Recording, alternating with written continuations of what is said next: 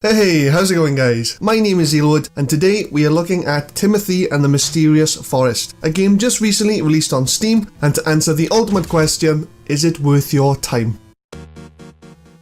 So, Timothy and the Mysterious Forest is a single player, indie, pixel art, action, adventure, kinda roguelike game, where you play as a boy named Timothy, obviously. Set in a fantasy world of course, you'll be solving both the fun and annoying puzzles, killing enemies in ways that Link would be envious of, and avoiding the many threats to your life as best you can.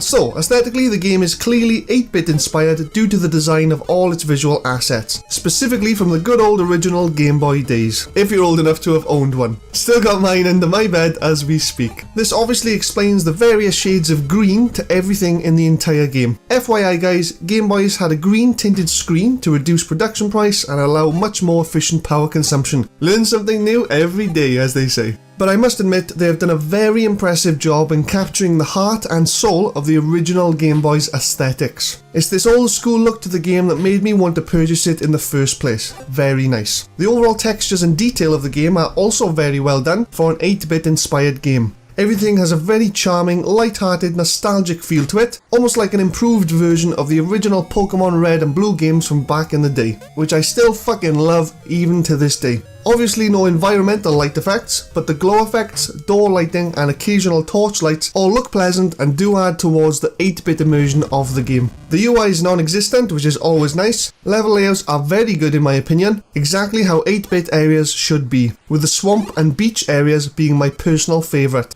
You can tell the creators of the game definitely enjoyed creating every part of this game when designing their own assets and taking inspiration from other similar games. Character and enemy design are especially good. Simple, to the point designs, yet with enough detail to easily distinguish what sprites are and how they function. Could have been a few more frames for general animation, but again, it is an 8-bit inspired game, so it's all good. Boss designs are by far the best looking assets of the game. The tree boss looks fucking awesome, I have to say. Just enough animations, simple, intimidating design to match his difficulty. And his eyeball even follows you around the place. Fucking love it. Overall, a very pleasant game aesthetically speaking.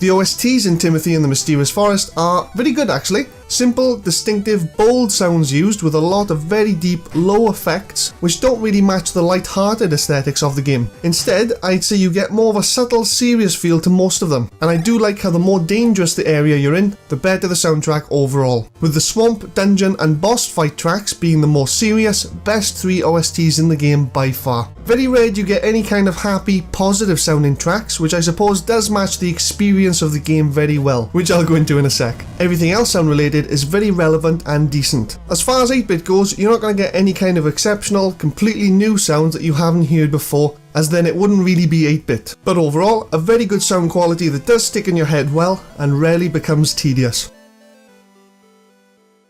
Now for the gameplay. So Timothy and the Mysterious Forest doesn't have any difficulty options when you start. As I always say, it is what it is whether you like it or not, just like every good game should be. When you first start the game, you're given your classic 8-bit retro game, straight to the point game plot, with a few text boxes and a short cutscene with your grandfather. He has just recently fallen ill and is on the brink of death. Timothy has heard of a legendary magic mushroom deep in the, you guessed it, Mysterious Forest, and it's your job to collect the mushroom, bring it back to your grandfather and save his life. It's as simple as that. Not as easy as you would expect, of course, but that's pretty much all you need to know. So once you're done with a short dialogue and cutscene, you're shown a brief controls guide, take control of your character and play. As this is, again, an old school inspired game, this controls screen is pretty much the only out of gameplay assistance you're going to get. But to explain a bit more of the game's concept, you'll be solving puzzles, navigating mazes, taking specific items to specific places or people, exploring new areas as you go, and doing your absolute best to avoid being one-shot by anything threatening in the game. Think of an old school Zelda game, except you're always on a quarter heart of health and have no combat items whatsoever. That's pretty much this game in a nutshell. As they say on their Steam page though, stealth system and action combat with an high difficulty level. Couldn't have put it better myself. Enemies in this game are usually on patrol and follow a set path. If an enemy notices you with their quite large cone of vision, all enemies on the screen will chase you, corner you, and one-shot you. Other enemies like giant snails, swamp monsters, and more appear to be moving at random, but do have some kind of follow system that often fools you into thinking it's random movement when it's not. Very sneaky. But fortunately, you're not completely helpless in this unforgiving, dangerous world. If you interact with boulders or your classic stereotypical pot, you can use these to kill the many different enemies in the game. Pots obviously break when thrown regardless if you hit an enemy or not. The boulder, on the other hand, is reusable as long as you don't throw it out of bounds. The distance of the throw, I've noticed, does take into consideration the enemy's position,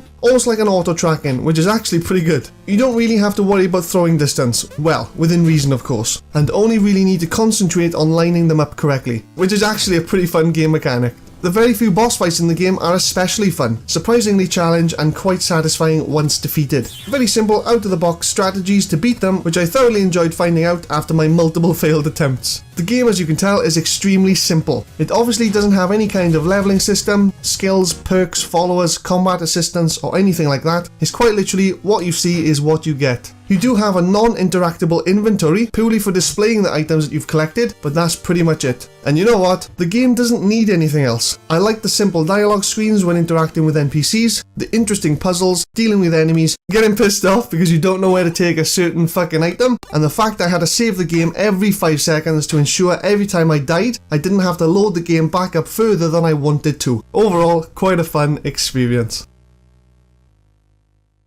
So for the ultimate question, is it worth your time? Its extremely simple concept, visuals, soundtracks and gameplay provide a short, fun and immersive gaming experience that will take you back to the good old Game Boy days of gaming. I'm going to give this game a 4-star or 80 out of 100. I was very surprised, but I actually had a lot of fun playing it. For a £5 8-bit Game Boy inspired indie game, you really can't go wrong. The combat is surprisingly fun, the tracks and visuals are definitely up to standard, figuring out puzzles and what to do with certain things, getting an item you knew you needed for something specific, and completing the entire game without any online help because there are no online fucking guys are all so satisfying. Just a few things I didn't like. The mazes with the spikes are just a tad bullshit, and the fact it took me over 40 minutes to figure out I had to talk to a pile of fucking bones 3 times in a row just to wake up a mandatory NPC is definitely bullshit. And finally, the game's cover artwork on Steam, I feel, doesn't do the game justice and needs to be improved to entice people to purchase it. Everything else in the game though was, as I said, constantly satisfying, quite tough,